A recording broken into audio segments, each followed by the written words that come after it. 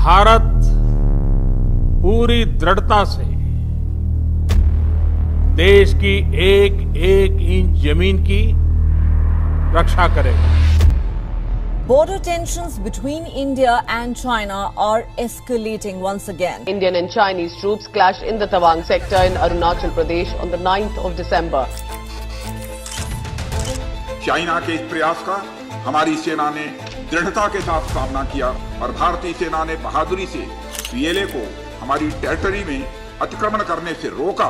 According to new satellite images that have been released by a researcher, China is reportedly building a new dam. Diplomatically, we have been very clear. We have been very clear with the Chinese that we will not tolerate, we will not countenance attempts to unilaterally change the line of actual control.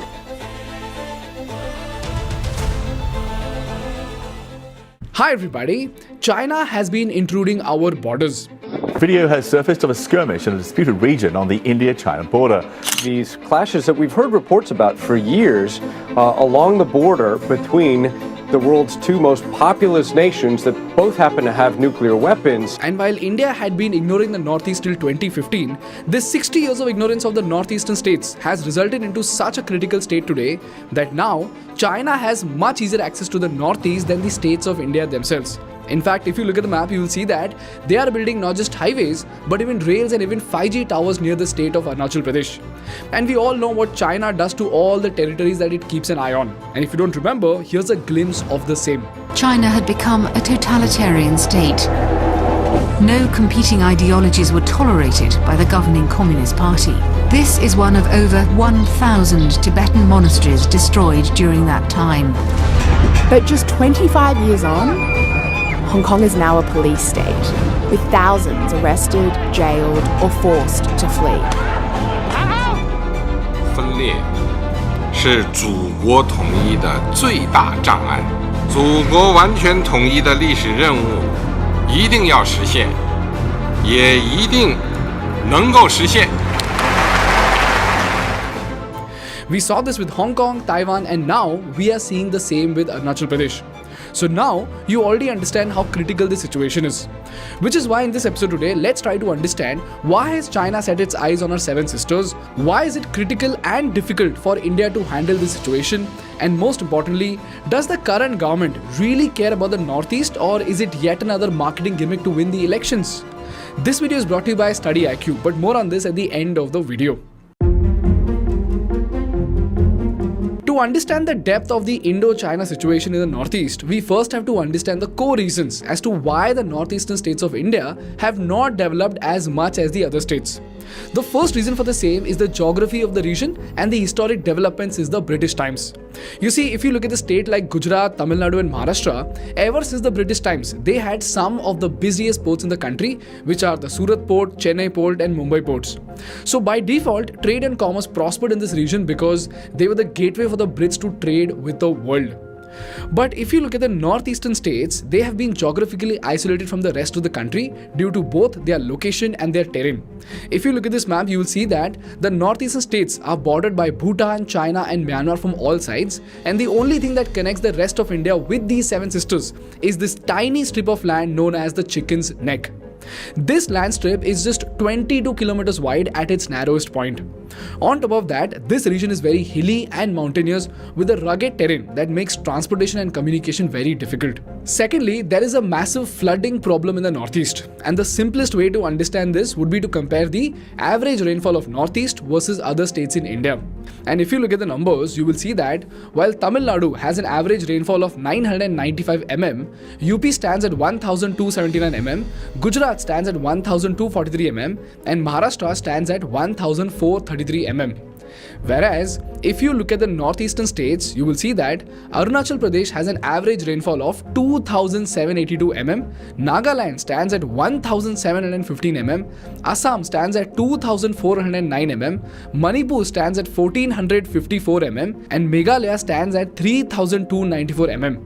Mizoram stands at 2794 mm, and similar is the case with Tripura with 2228 mm. So as you can clearly see, the rainfall in the northeast is almost double as that of Gujarat and Maharashtra.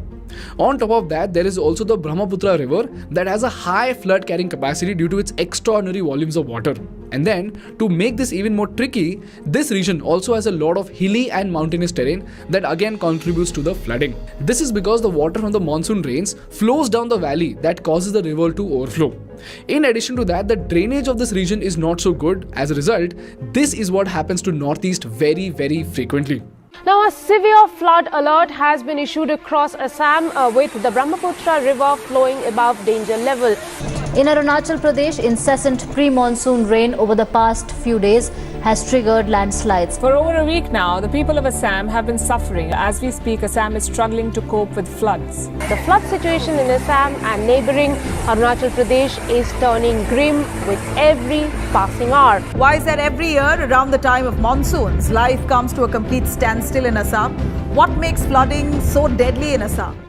And lastly, there is also the problem of insurgency in the northeast. For example, in Nagaland, there is this group called National Socialistic Council of Nagaland, which has been fighting for the independence of Nagaland. And since the 1950s, this insurgency has resulted into thousands of deaths and has disrupted the economic and social development in Nagaland. Similarly, in Assam, there is the United Liberation Front of Ashom, which has been designated as a terrorist organization by the Indian government. And the same organization even operated in Manipur. So all of this put together, when there is very less connectivity, very bad weather that causes flooding, and when there is a security issue due to insurgency, you tell me, if you were the CEO of Tata or Reliance, when you have less riskier and more developed states like Maharashtra and Gujarat, would you risk betting thousands of crores of investment to set up a plant in the northeast? No, right? This is the reason why, even if the government gives out incentives, industrialists prefer other states in India rather than the northeast. Now the question is, when the northeast has so many challenges, why the hell is China so interested in Arunachal Pradesh? Well, as it turns out, while India geographically has a lot of challenges to connect with Arunachal Pradesh, China does not have a problem with connecting to Arunachal Pradesh at all. Why? While we have only chicken neck access to the northeast, China actually shares a long border with Arunachal Pradesh. And because of that, it's much easier for them to connect mainland China to Arunachal Pradesh than it is for us to connect Arunachal Pradesh with the rest of India. Secondly, Arunachal Pradesh's strategic location gives it a military advantage. If you look at this map, it is located near the tri-junction of India, China and Bhutan, and it sits on the eastern end of the Himalayan mountain range. So its mountainous terrain and its location in the eastern Himalayas could make it very difficult for an enemy to access or to defend against an attack. This is the reason why China has invested heavily into infrastructure in the border regions, including those near Arunachal Pradesh. A classic example of the same is China's National Highway 219, also called as Xinjiang-Tibet Highway. This highway passes through the disputed area of Aksai Chin and all the way above Nepal. It connects Kashgar to Lhasa as shown on this map and is the highest road in the world with an altitude of 5,000 meters. This is connected to other highways such as the Yunnan-Tibet Highway, which connects Lhasa to Markham. And if you look at the map, it comes very, very close to the border region of Arunachal Pradesh. These highways give China's military an upper hand if it's trying to mobilize resources and equipment in case of a conflict. On top of that, China's armed forces have also been developing their road, rail and air connectivity as well as 5G mobile network in this region. For example, China has constructed a sealed road leading from Tangbo New Village within 150 meters of the LAC Ridge line, and this is right across the strategically located Yatsé in the Tawang sector of Arunachal Pradesh. So now they can swiftly deploy their troops in this region. In fact, they've already started conducting several drills along the border since the past 1 year. If this was not enough, satellite images show that China has constructed a cluster of at least 60 buildings as well as a new village consisting of 101 homes approximately 4.5 kilometers within Arunachal Pradesh territory. And finally, the Siliguri corridor connecting the northeastern region to India is simply 60 kilometers in length and 22 kilometers in width at its narrowest point. So with a plain terrain without natural or man-made obstacles, this patch makes defense a real challenge if we have a clash with China. And China would easily be able to cut off India's singular route to this region. So overall, China has taken a number of steps to connect with Arunachal Pradesh through infrastructural development. So this begs the question, what the hell is India doing to fix these problems? Well, this is where the Prime Minister of India made the grand announcement of the 6 pillars of connectivity to the northeastern regions.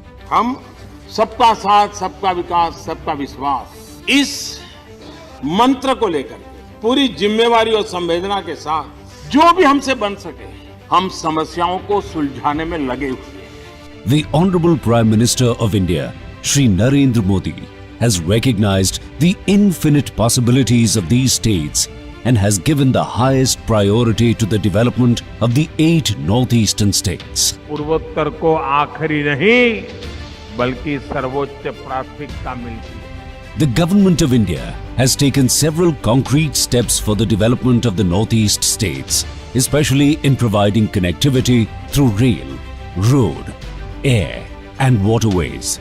Mobile and broadband connectivity is being ensured in the entire northeastern region. As work begins on the ambitious Arunachal Frontier Highway, some of India's other key projects in the northeast, especially Arunachal Pradesh, are nearing completion. The first pillar is air connectivity, and for this, the Government of India has the UDAN scheme whereby from financial years 2016-17 to 2021-22, a total of 28 connectivity projects have been completed in the region at a cost of 979 crore rupees. And 15 more projects worth 2,212 crore rupees are currently under the process of completion. Then, for rail connectivity, the government has sanctioned 19 projects for a total length of 1,909 kilometers with a budget allocation of 77,930 crores, which are at different stages of implementation. But up to March 2022, a total of 409 kilometers length has been commissioned at an expenditure of 30,000 crores. This includes 14 new line projects of 361 kilometers length at an expenditure of 27,458 crores. Along with that, we also have 5 multi-tracking projects covering a length of 48 kilometers at an expenditure of 2,854 crores. Then, for telecom connectivity, a total of 1,358 towers are being installed to cover 1,246 villages. And cherry on the cake, we also have water connectivity projects coming up, whereby India is building national waterway from Brahmaputra river from Dhubri at Bangladesh border to Sadia at a cost of 461 crores from 2020 to 2025. Then, River Barak has been declared as National Waterway 16 and it connects Silchar, Karimganj and Badarpur in Assam with Haldia and Kolkata ports through the Indo-Bangladesh Protocol route. These facilities would cost us another 145 crores from 2020 to 2025. And the fun fact is that because of the work done by the government in the past 8 years, Nagaland got its second railway station after a gap of more than 100 years. This is what now connects Nagaland to Arunachal Pradesh via Assam. And guess what?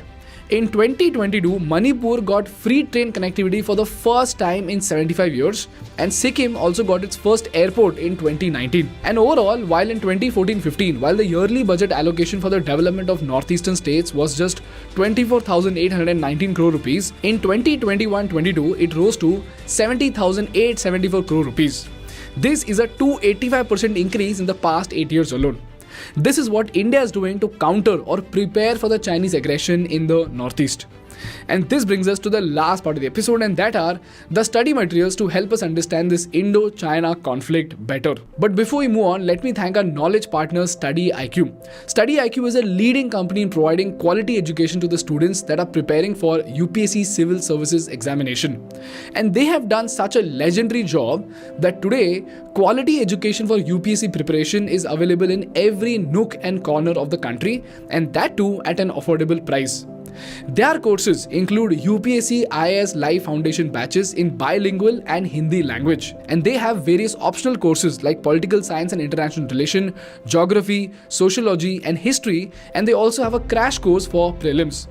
The best part is that the Live Foundation batches have 1,000 plus live classes with one-on-one mentorship to clear both the academic and non-academic doubts of the students. And all of this is with a regular answer writing practice with evaluation and weekly tests to enhance your MCQ solving ability. They also provide notes, PPTs and handmade notes for comprehensive revision of all the students in the community.